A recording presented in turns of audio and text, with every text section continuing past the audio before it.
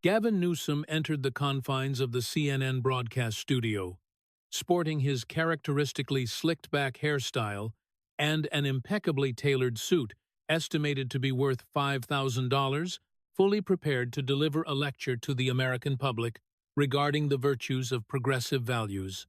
J.D.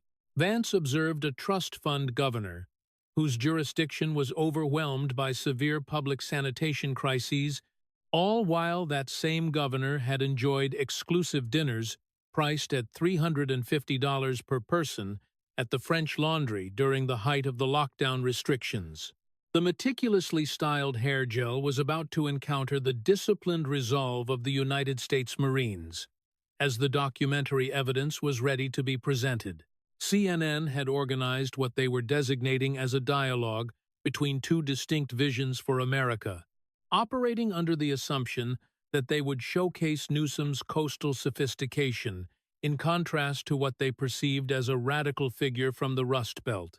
The network executives had absolutely no conception that the junior senator from Ohio had dedicated 3 entire weeks to compiling irrefutable evidence regarding the complete systemic collapse of California. These were not merely abstract theories concerning the perceived failures of progressive ideology, but rather actual photographs depicting vast tent cities that stretched for miles along the boulevards. There was census data clearly demonstrating that 500,000 residents were fleeing the state in search of better living conditions. Business records were ready to be shown, proving that major corporations such as Tesla, Oracle, and Hewlett-Packard had abandoned California in favor of Texas. There were cost comparisons, revealing a staggering disparity between the $800,000 median home price in California versus the $200,000 average in Ohio. Furthermore, there were dozens of indisputable photographs of Newsom at that infamous French Laundry dinner, unmasked and laughing with lobbyists, at the very moment Californians were prohibited from visiting their dying relatives in hospitals. What transpired over the course of the subsequent 90 minutes would force Gavin Newsom to defend a state suffering from the most severe homelessness crisis in America, despite having expended $24 billion attempting to address the problem. He would be forced to defend a state that was losing population for the first time in its recorded history. It was a state where the middle class had essentially become extinct, replaced by a stark divide of technology billionaires and homeless encampments, with virtually nothing remaining in between. If you have ever desired to witness someone confront Newsom regarding those 28,000 reports of public sanitation hazards in San Francisco while he was consuming $350 dinners, this is that moment. And one must simply wait until Vance reveals the photographs of homeless encampments located directly outside Newsom's own private mansion. The governor's perfectly applied hair products could not possibly save him from the reality of that visual evidence. The CNN studio was filled with an audience of 400 individuals, carefully balanced between Newsom's California supporters and what the network assumed would be a significantly smaller contingent of Vance supporters. However, the network had severely miscalculated the sentiment of the room. It turned out that a vast number of Americans were exhausted from watching California fail, while its governor proceeded to lecture everyone else on how to govern. Gavin Newsom entered first to enthusiastic applause from his designated section, appearing youthful at 56 years old, thanks to what everyone whispered was likely the result of very expensive skincare regimens. He had that hair perfectly styled backward, and that expensive suit fit him as though it had been painted onto his frame, accompanied by that smile he had been practicing since he was a nephew of the Getty family, being groomed for a life in politics. He looked as though he had just stepped out of a luxury magazine spread dedicated to the aesthetics of successful governance. J.D. Vance walked out exactly 30 seconds later, 39 years old, sporting a Marine Corps haircut and a plain suit that likely cost a tenth of what Newsom's was worth, carrying 3 thick folders that he set down with a heavy thud that everyone in the room could hear. The contrast between the two men was immediate and striking. One man looked ready for a high-fashion photo shoot, while the other looked ready for serious work. Jake Tapper commenced his introduction, speaking about the importance of civil discourse and the value of learning from different state models. Newsom smiled and nodded along with the introduction, acting as if he were already the president. Vance sat quietly, flipping through his folders with focused intent. "Governor Newsom, your opening statement, please." Newsom deployed that smooth, resonant voice he had perfected over decades in the political arena. "Thank you, Jake. California currently stands as the fifth largest economy in the world. We lead the nation on climate change, on social justice, and on technological innovation. Yes, we certainly have challenges, as every state does, but we face them with bold, progressive solutions. We believe in science over superstition, compassion over cruelty, and the future over the past." He turned to look directly at Vance with a practiced sense of gravitas. Senator Vance represents the old America, the America that is being left behind by history. Ohio is shrinking, while California continues to grow. We represent the future, while he represents the past, and America will choose its direction. His supporters applauded enthusiastically. He sat back, looking thoroughly satisfied with his performance. Vance smiled, but it was not a friendly smile. It was the smile of a Marine who had just been handed a tactical opportunity. "Gavin, I am going to correct something you just said. California is not growing. It is shrinking. You lost population, and you lost a congressional seat for the first time in your state's history. Ohio is gaining jobs and people. But let us not argue about it. Let me show you the evidence."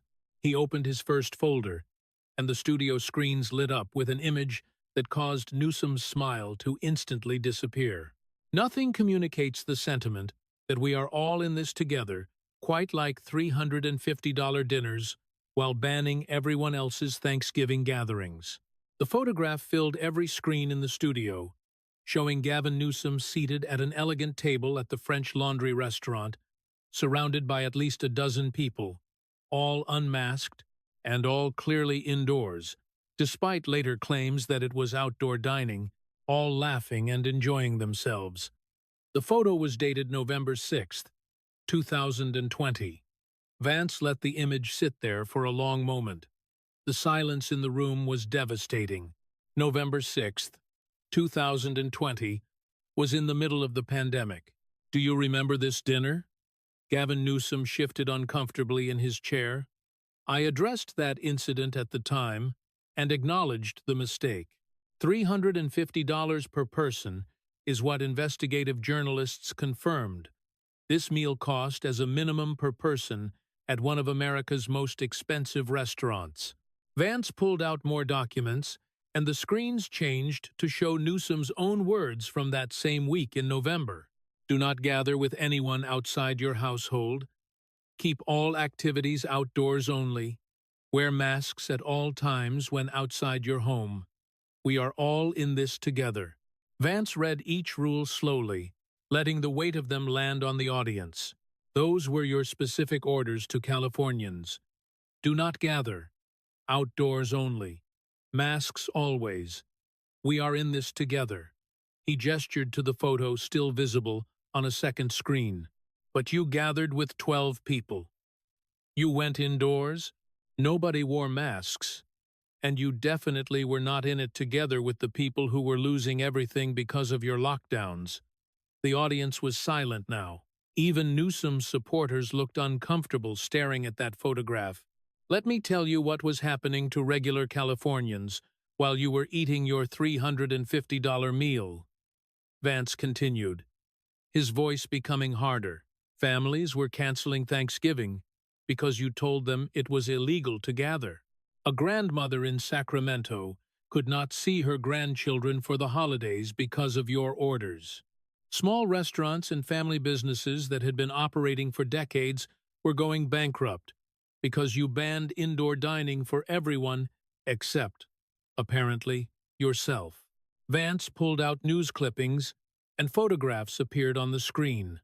A shuttered restaurant, with a sign saying closed permanently after 47 years thanks to COVID restrictions.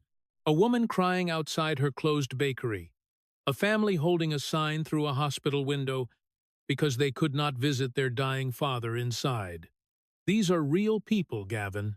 A woman named Maria Gonzalez in Los Angeles lost her restaurant that her parents had opened in 1976.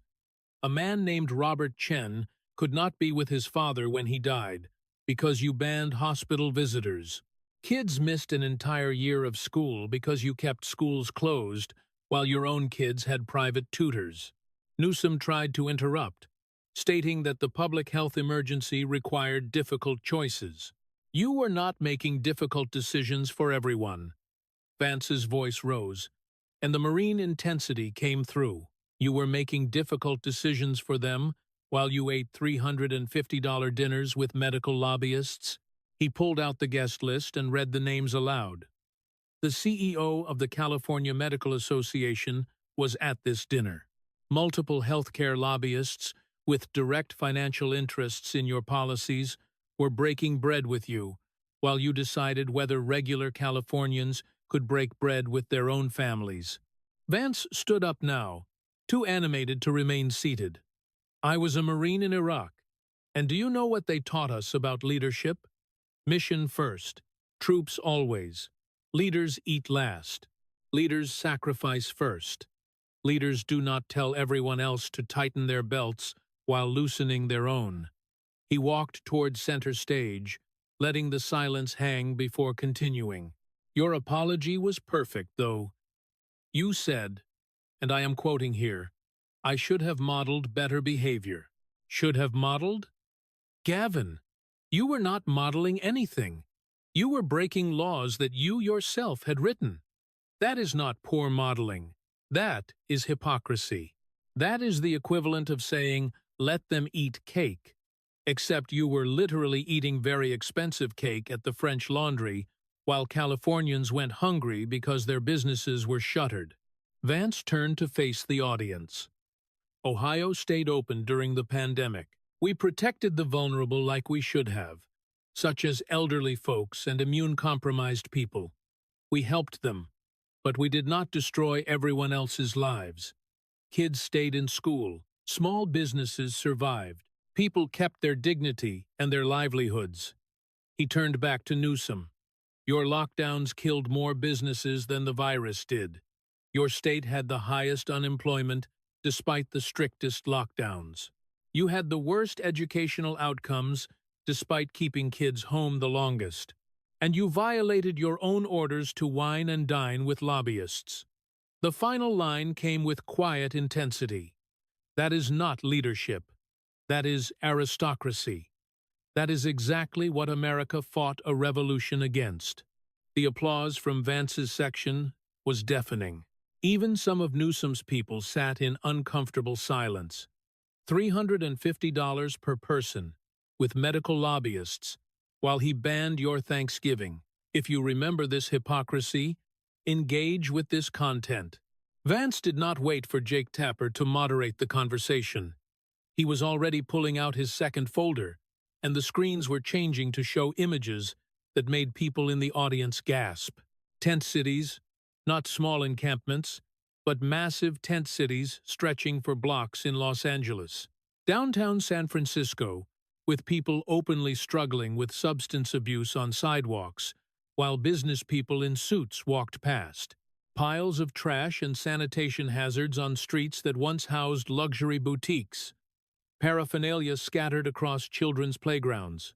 California has 171,000 homeless people, Vance began, and the number appeared on the screen.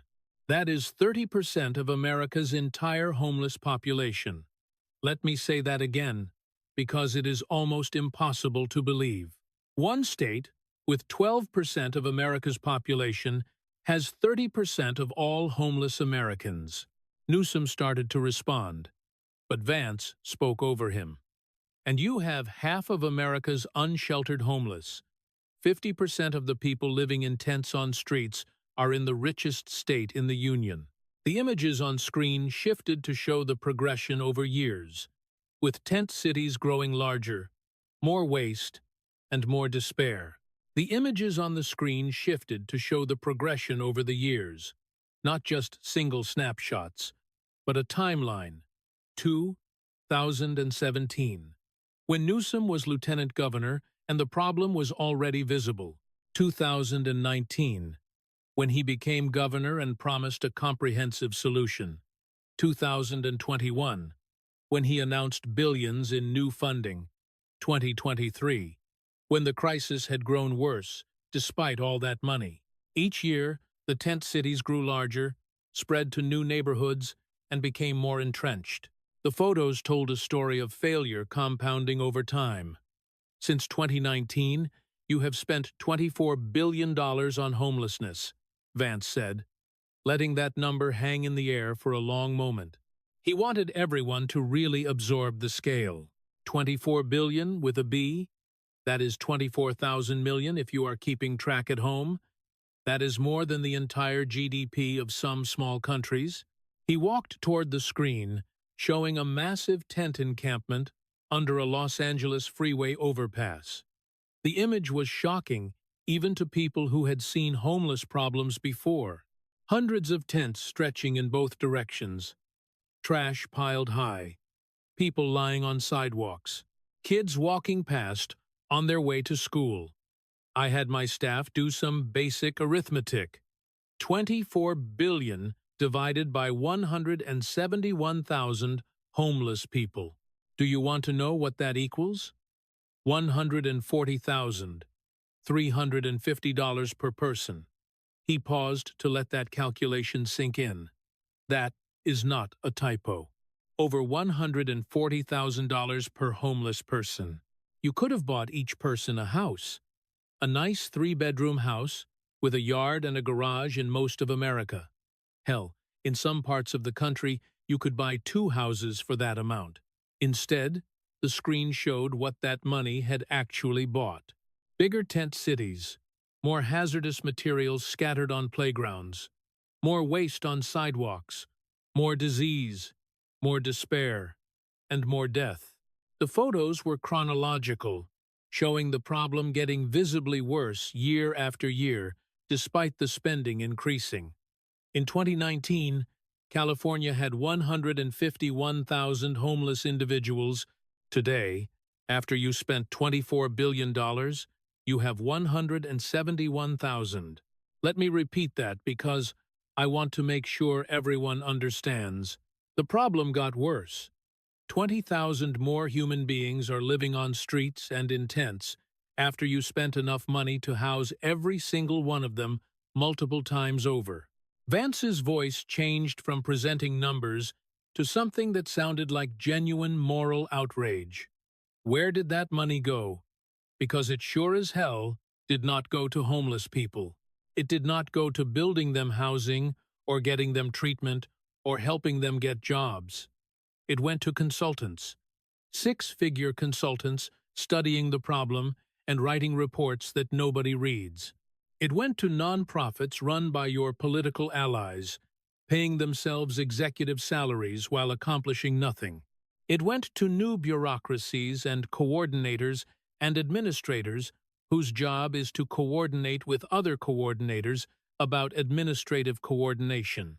He pulled out specific examples, reading from audit reports with page numbers and citations.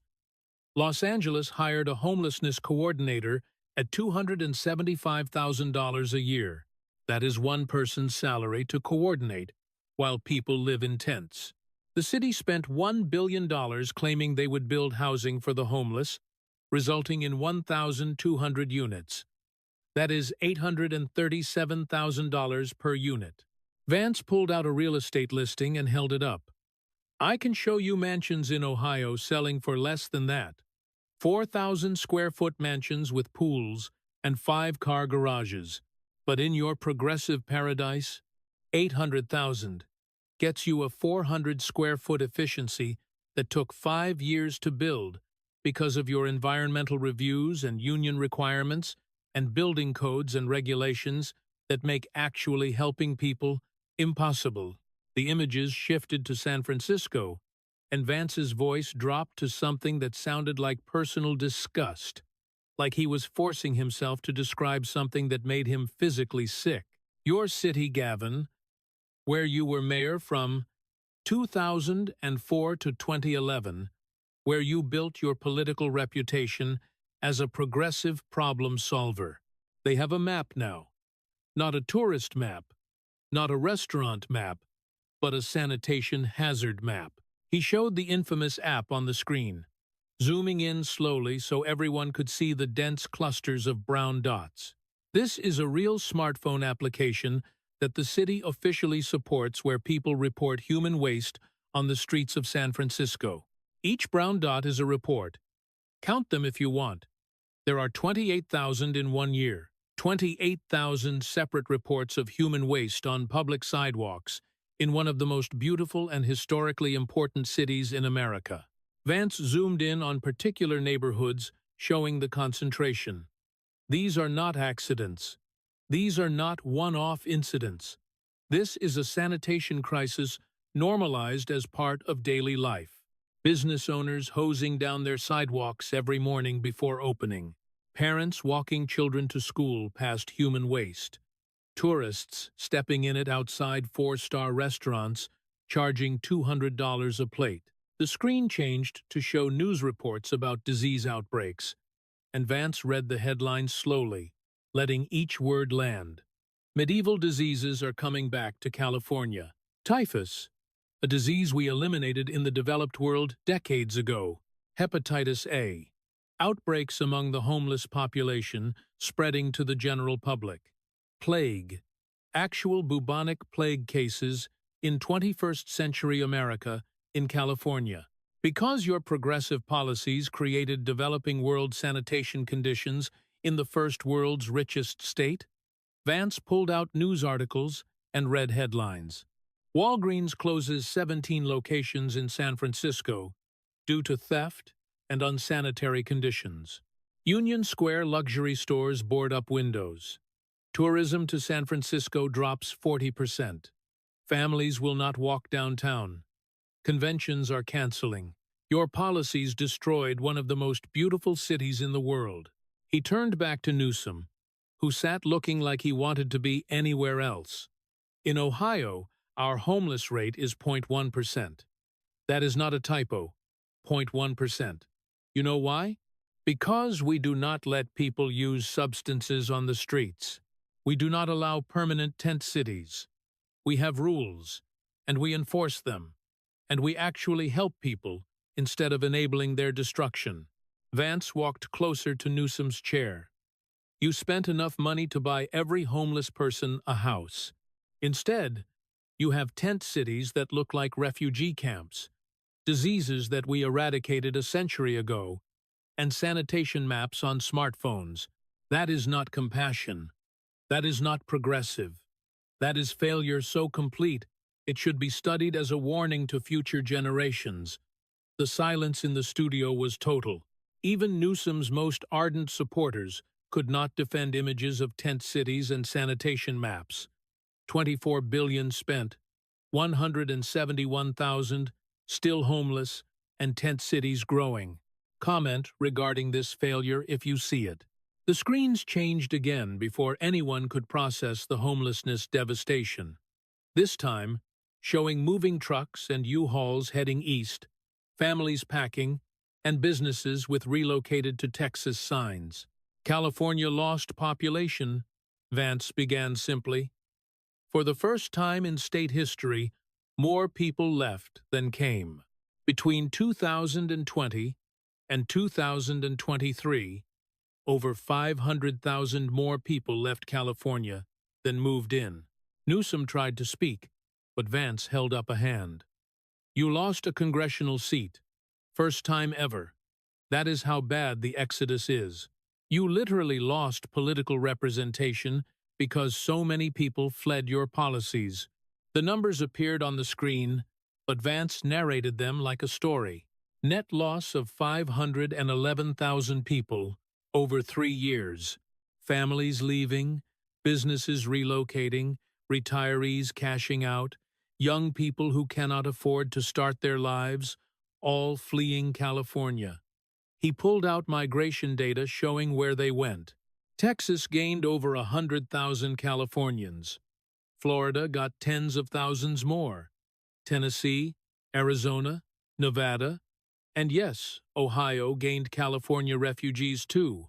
People voting with their feet. Vance walked toward the center. Let us talk about who is leaving, not the ultra-wealthy. Tech billionaires can afford your California, not the homeless, obviously, since they cannot afford to leave. Who is fleeing is the middle class. Teachers, firefighters, nurses, small business owners, the people who make society actually function. The screen showed average home prices, and Vance narrated the comparison. The median home in California is $820,000. In Ohio, it is $200,000. The same house is 4 times more expensive. A teacher in Sacramento making $60,000 a year cannot afford to buy a home ever. Not a starter home, not a fixer-upper, nothing. But that same teacher moves to Columbus, and they can buy a nice 3-bedroom house and still have money left over. He pulled out rental comparisons. Average rent in California is $3,200 a month. National average is $1,700. Ohio is $1,100. Working families are spending half their income on rent, and they cannot save anything, cannot buy a house, cannot build equity, cannot get ahead, so they leave. Vance shifted to the business exodus, and the screen filled with corporate logos. Tesla left. Elon Musk explicitly cited your policies when he moved headquarters to Texas. Oracle relocated to Austin. Hewlett-Packard, the company that basically created Silicon Valley, left for Texas. Toyota moved their headquarters out. Charles Schwab relocated. SpaceX moved operations. Dozens of major corporations abandoned California. He read from a list of companies, letting each name land. These are not just buildings relocating. These are jobs, careers, opportunities, tax revenue, and economic activity, all fleeing California for states with lower taxes, fewer regulations, and governments that actually want businesses to succeed. Newsom finally managed to interrupt, claiming that many businesses are still choosing California for talent and innovation. Your talent is leaving, Vance shot back. Tech workers are moving to Austin and Miami and Nashville because they can afford to live there. You keep the billionaires who can afford $20 million mansions. Everyone else flees. The screen showed demographic data, and Vance explained it like a story. Young families with kids are leaving fastest. Birth rates in California are collapsing. Schools are closing from lack of enrollment. The future is literally leaving your state. He walked back toward his chair, preparing for his conclusion. People do not abandon paradise, Gavin. They do not flee opportunity. They flee failure. Your high taxes, insane regulations, terrible schools, crime, homelessness, and cost of living. You have made California unlivable for anyone who is not ultra-rich or ultra-poor. Vance picked up a prop his staff had prepared, a simple outline of California with an arrow pointing east. This is your legacy. 500,000 people fleeing, congressional seat lost, middle class extinct, businesses relocating, young families leaving. That is not the California dream. That is the California nightmare. The final line was delivered quietly, but firmly. Ohio is growing. Businesses are moving in. Intel just announced a $20 billion factory in my state. Young families are buying homes. We are doing what you are failing at. And we are doing it without sanitation maps. 500,000 fled California. Lost congressional seat. Tesla, Oracle, HP. Left. Share this, if you would leave too. Vance grabbed his next folder, and the screens filled with a simple image. Two houses side by side. Identical size, 3 bedrooms, 2 baths, nice yard, one labeled California $800,000, the other labeled Ohio $200,000. Let us talk about cost of living, because this is where your progressive policies really hurt working people. Newsom tried to preempt him, stating that California's higher costs reflect higher wages and quality of life. A teacher in Sacramento makes $62,000 a year. Vance interrupted. A teacher in Columbus makes $58,000, $4,000 more in California. But that house costs $600,000 more. The California teacher is poorer, even though they make more on paper. The screen showed the math. Housing costs, transportation costs, food costs, energy costs, all higher in California. Gas in California costs $6 a gallon right now, Vance continued. In Ohio, it is $3.50. Your working families spend twice as much just getting to work. That is because of your gas taxes and environmental regulations that you claim are saving the planet while bankrupting families. He pulled out utility bills. Electricity in California costs 80% more than the national average. 80% higher for working families choosing between air conditioning and groceries because you mandate solar and wind that do not always work and closed your nuclear plants that did.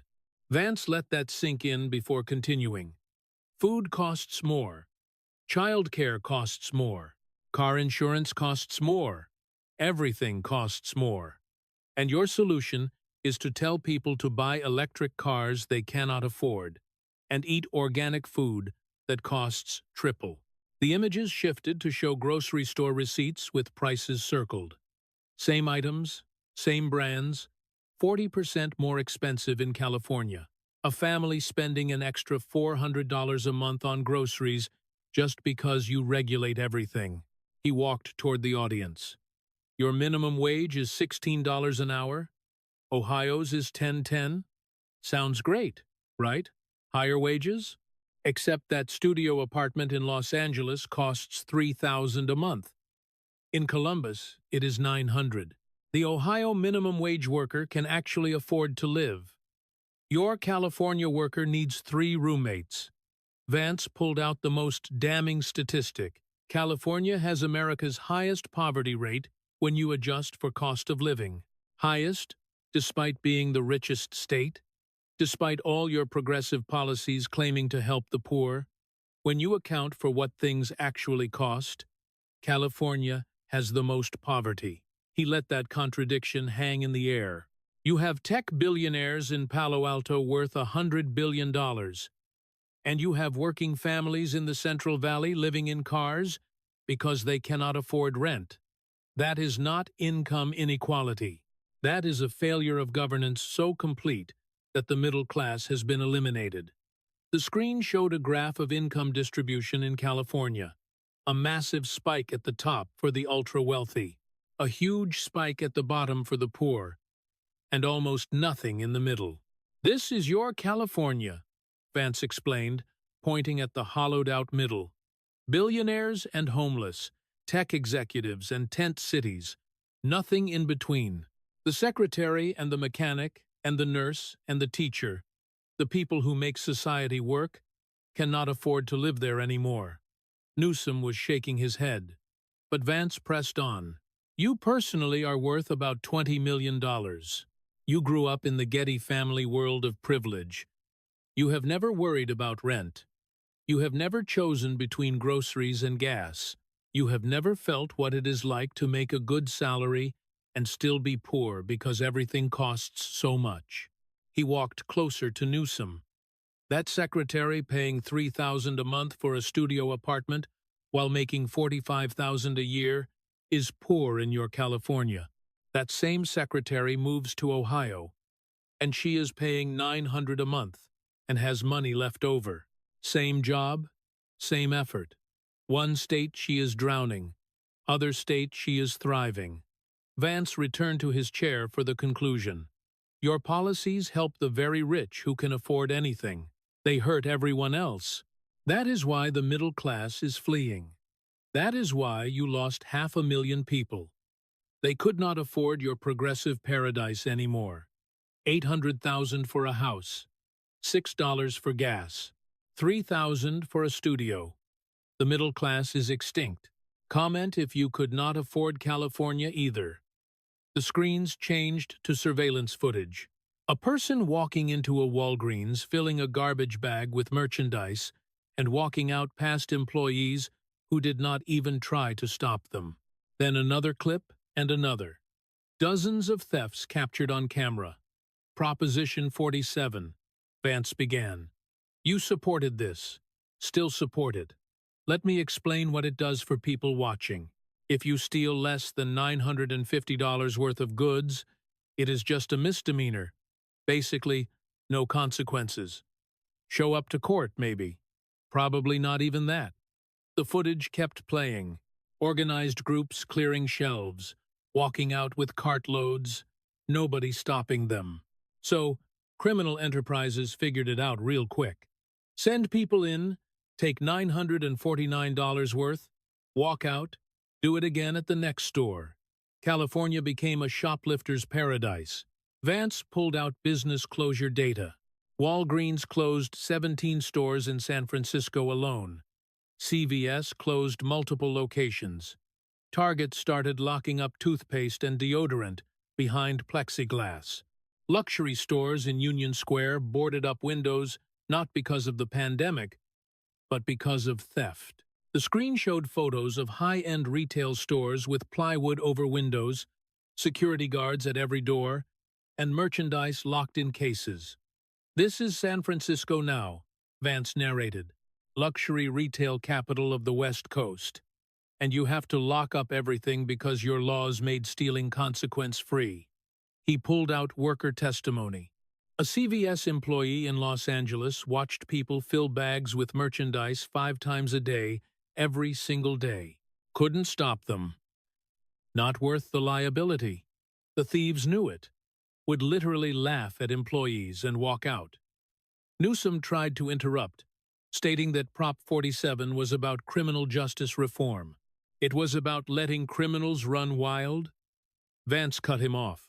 About prioritizing thieves over workers and businesses, about making life easy for criminals and impossible for everyone else.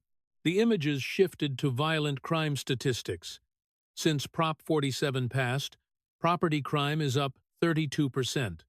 Organized retail theft rings operating openly, fentanyl deaths skyrocketing because you decriminalized drugs. Streets that were safe are now dangerous. Vance pulled out specific incidents reading from police reports. A woman beaten unconscious in broad daylight in San Francisco. The suspect had been arrested 7 times that month and released every time. Attacked her on his 8th crime spree. Your policies did that. He showed more examples. A man pushed onto subway tracks. Attacker had 37 prior arrests. Still walking free. Your progressive DA would not prosecute. Man almost died, but at least you were compassionate to the criminal. The screen showed a map of store closures across California. Dozens and dozens of red dots representing permanent closures. Every one of those dots is a closed business, Vance explained. Jobs lost. Tax revenue gone. Communities without services. Elderly people without nearby pharmacies. Food deserts in major cities, all because you made crime legal and defense impossible. He walked toward Newsom. In Ohio, if you steal, you get arrested, you get prosecuted, you face consequences. So guess what? We do not have organized retail theft rings. We do not have stores closing from theft. We do not lock toothpaste behind plexiglass. We have law and order. Vance's voice rose with intensity. Your progressive prosecutor friends, like Chesa Boudin, who you supported, would not prosecute crimes. Catch and release. Arrest and release over and over. The same criminals terrorizing communities while you talked about compassion and reform. The final image showed a boarded-up Walgreens with graffiti and a homeless encampment outside. This is progressive governance. This is what you did to California. Made it safe for criminals and dangerous for everyone else. Prop 47 made theft legal under 950. Stores closed. Crime up 32%. Comment if you want actual law and order. Vance pulled out his final prepared folder, and the screens showed a darkened city skyline. No lights, no power, just darkness. California had rolling blackouts during summer heat waves, Vance began. 2022, 2022, 2023. The richest state in America telling people not to charge their electric cars because the grid cannot handle it. Newsom started to explain about renewable energy transition, but Vance spoke over him. You are mandating electric cars by 2035. All new cars must be electric, but you cannot keep the power on now. How is that going to work when everyone needs to charge cars? The screen showed the emergency alerts California sent during blackouts. Conserve electricity between 4 and 9 p.m. Do not charge electric vehicles. Set thermostats to 85 degrees. This is what you sent while it was 100 degrees outside. Vance pulled out electricity bills. California has the highest electricity costs in America, 83% higher than the national average. Working families choosing between air conditioning and paying rent because your green energy mandates do not work. He showed solar and wind capacity versus actual production. You closed your nuclear plants that provided 24/7 clean power. Diablo Canyon could have run for decades more. You shut it down for ideology. Now you beg Arizona and Nevada for power during peak hours. The images shifted to failed solar installations and wind farms sitting idle. Spent billions on renewables that only work when the sun shines and wind blows. Turns out people need electricity at night too. Who knew? The sarcasm was thick. Vance walked toward center stage. Ohio has reliable power 24/7. We use natural gas, nuclear, and yes, some renewables. But we prioritize actually keeping the lights on over virtue signaling about being green. He pulled out the contradiction. You mandate electric cars, but cannot provide electricity. You close power plants, but demand more power. You raise costs so high that working families cannot afford air conditioning. That is not environmentalism. That is fantasy, meeting, reality, and losing. The final image showed a Tesla charging station with a sign saying, "Charging prohibited 4 to 9 p.m. during grid emergency." You are telling people to buy electric cars they cannot afford, charging them with electricity that does not exist, at prices they cannot pay, in a state they are fleeing. Vance let that sink in. That is California in a nutshell. Blackouts while mandating electric cars. Highest electricity costs. Cannot keep the power on. Share. If you want reliable energy. Jake Tapper tried to moderate toward closing statements, but Vance stood up from his chair. Actually, Jake, I want to make something clear before we finish, because I think this entire debate comes down to one fundamental difference between me and Governor Newsom. He walked to center stage, leaving his folders behind. I grew up poor in Appalachia. My mother struggled with addiction. My grandmother raised me in a town that was dying economically. I joined the Marines, served in Iraq, used the GI Bill to go to Ohio State, and worked my way through Yale Law School. I know what struggle looks like because I lived it. He turned to face Newsom directly. You grew up in the Getty family world. Your father was a judge. You went to private schools. You have been connected to wealth and power your entire life. You have never worried about making rent, never chosen between groceries and gas, never felt what it is like to be working class in America. Vance walked closer. And that difference shows in everything. Your policies help the very rich who can afford them. They hurt everyone else. My policies focus on working people because I was one, and still am in my heart. He began counting on his fingers. You ate $350 dinners while banning Thanksgiving for families. I ate MREs in Iraq while defending America. You spent $24 billion on homelessness, and it got worse. I focus on jobs and opportunity so people do not become homeless. You created laws that made theft legal. I believe in law and order. You made California unaffordable for the middle class. I am making Ohio affordable for working families. You mandate electric cars, but cannot provide electricity. I focus on reliable energy that people can afford. You have driven 500,000 people out of California. I am attracting businesses and families to Ohio. Vance spread his arms wide. Every single issue we have discussed tonight comes down to this. Do you care more about looking progressive and virtuous, or do you care about actual results for actual people? He pointed at the screen still showing tent cities and closed businesses. Your California has the worst homelessness, highest poverty when adjusted for cost of living, most expensive housing, highest taxes, and worst education. Despite highest spending, most crime, least affordable living, and biggest exodus of working families in America. His voice rose. But you feel good about it because you banned plastic straws and mandate solar panels and say the right things about social justice. Meanwhile, working people cannot afford to live there. Vance walked back toward his chair for his conclusion. I am a Marine. We measure success by mission accomplishment. Did you achieve the objective? Your objective should be Californians thriving. Instead, they are fleeing. That is mission failure. He sat down and delivered his final assessment.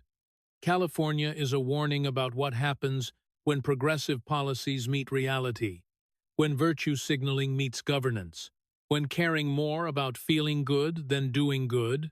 It is a cautionary tale that every American should understand before these policies spread nationwide. The pause was long and heavy. Governor Newsom wants to bring California's policies to America. I want to bring Ohio's results to America. Working people should decide which they would rather have. The standing ovation from Vance's section lasted 5 full minutes. Even some of Newsom's supporters looked troubled, staring at those images of tent cities and remembering those expensive dinners. Newsom sat in his chair, his perfect hair still somehow perfect, but everything else about him looked diminished. The slick facade had cracked against actual evidence. The smooth words had failed against real results. The trust fund governor had met the working-class Marine, and the receipts had won. The video went viral immediately, in a way that transcended typical partisan sharing. This was not just conservatives passing around clips to confirm their worldview. This was actually crossing ideological lines because Vance had not attacked with abstract conservative principles or culture war rhetoric. He had attacked with photographs of tent cities that anyone could see were real, census data that anyone could verify, business relocations that were documented public record, and a photograph of Newsom at French Laundry that the governor himself had been forced to acknowledge and apologize for years earlier. Within 12 hours, the full debate had accumulated 53 million views across YouTube, Twitter, Facebook, and newer platforms. That was not counting the edited clips and reaction videos that were multiplying exponentially. The French Laundry segment alone got 22 million views as a standalone clip. The homeless crisis section got 18 million. The cost of living comparison got 15 million. People were watching, sharing, and discussing in a way that political debates rarely achieved. Within 48 hours, the view count hit 127 million, and the debate had penetrated mainstream consciousness in a way that made it unavoidable. Cable news networks that might have preferred to ignore or minimize it found they could not. because their own audiences were asking about it. CNN had hosted the debate, so they had to cover their own event, though their anchors kept trying to provide context that would soften Vance's attacks. MSNBC brought on California Democrats to defend Newsom's record. But even sympathetic hosts had trouble explaining away photographs of tent cities and the $24 billion in spending that made the problem worse. The French Laundry segment became its own separate viral phenomenon beyond the debate itself. TikTok users who normally posted about fashion or music or dance created videos juxtaposing Newsom's $350 dinner with footage of small businesses that had closed permanently because of his lockdown orders. The contrast was so stark, the hypocrisy so visual and undeniable, that even young people who did not particularly care about politics found themselves sharing it. The image of Newsom, unmasked and laughing with lobbyists, while ordinary Californians could not visit dying relatives, became a symbol of elite disconnection that resonated across partisan divides. The homeless crisis footage proved devastating for Newsom's national ambitions in ways that went beyond conservative criticism. Progressive Democrats in other states started actively distancing themselves from California-style homelessness policy because their own constituents were showing them the viral videos and asking why they would want to replicate. Failure. Mayors in blue cities facing their own smaller homeless problems did not want to be compared to Los Angeles or San Francisco. Governors in purple states facing competitive elections wanted nothing to do with policies that had produced such visible disaster. The Exodus data hurt Newsom perhaps most among Democrats themselves, particularly in the purple states that would determine any presidential primary. Voters in Georgia, who had fled California in recent years, shared the clips with friends, explaining why they had left. Voters in Arizona and Nevada, who had watched California influx drive up their own housing costs, saw the debate as validation of their frustration. Even liberal voters in these states found themselves nodding along to Vance's critique because they did not want their own states turned into unaffordable playgrounds where only tech billionaires could live. While the middle class disappeared, cable news played segments from the debate on loop for days. CNN tried desperately to provide context that would rehabilitate Newsom, bringing on friendly analysts who pointed out that California's size meant raw numbers would naturally be higher, that homelessness was a national problem, and that cost of living reflected desirability. But these defenses kept running into the visual evidence that viewers had already seen.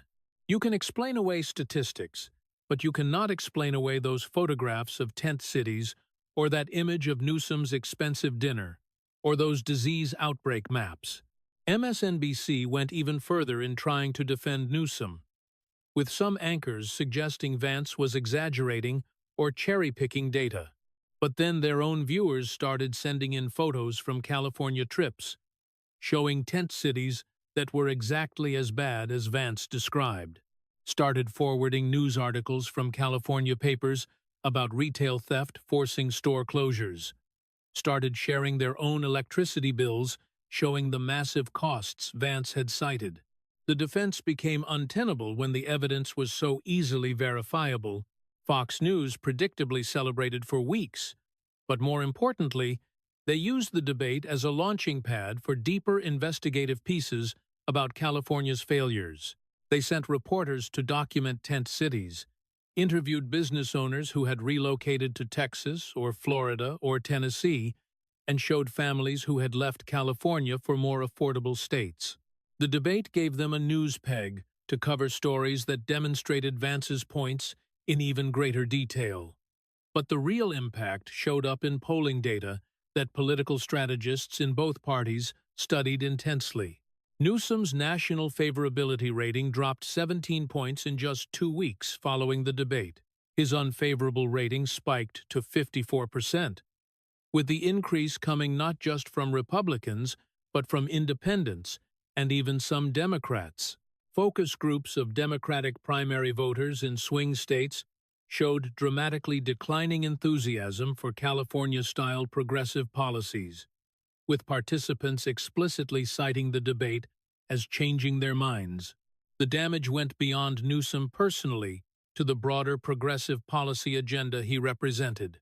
Proposals for rent control, for example, suddenly faced more skepticism after voters had seen what California's rental market looked like. Climate policies involving electric vehicle mandates faced pushback after the blackout discussion. Criminal justice reform efforts had to explicitly distance themselves from Proposition 47 after seeing the retail theft footage. Newsom had become a cautionary tale that compromised the entire progressive platform. California Democrats began actively pressuring Newsom not to run for president, fearing he would become a drag on down-ballot candidates who would have to defend or distance themselves from his record. Moderate Democrats from purple states publicly suggested the party needed fresh voices and new approaches that were not tainted by California's failures. Even progressive Democrats worried that Newsom had become such a poor messenger for their policy preferences that he was actually setting back causes they cared about.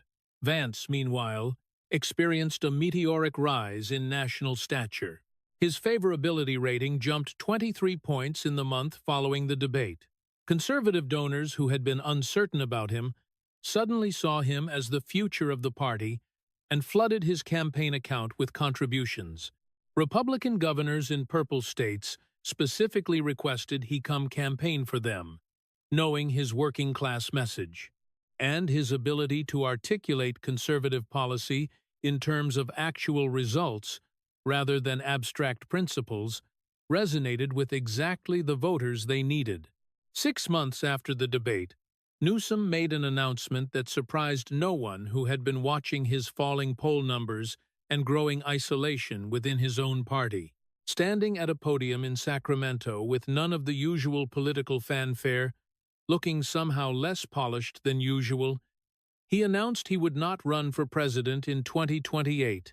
The official reason given was his commitment to finishing his term as California governor and focusing on state issues. The real reason was obvious to every political analyst, regardless of ideology. Vance had destroyed his national viability so thoroughly that a presidential run would have been humiliating. The announcement came without the usual speculation about future political ambitions or hints at later runs. There was no "not this time, but perhaps" the future language that politicians typically use to keep doors open. It was a final closing of the presidential door, a recognition that the debate had exposed California's failures too completely for national voters to overlook. Moderate Democrats privately expressed relief, happy to not have to defend tent cities and $24 billion in wasted spending. Progressive Democrats felt frustrated that their policy vision had been so damaged by Newsom's poor performance and California's visible problems. 1 year later, long after typical debate impacts fade from memory, the Vance-Newsom confrontation was still being referenced constantly in political discourse.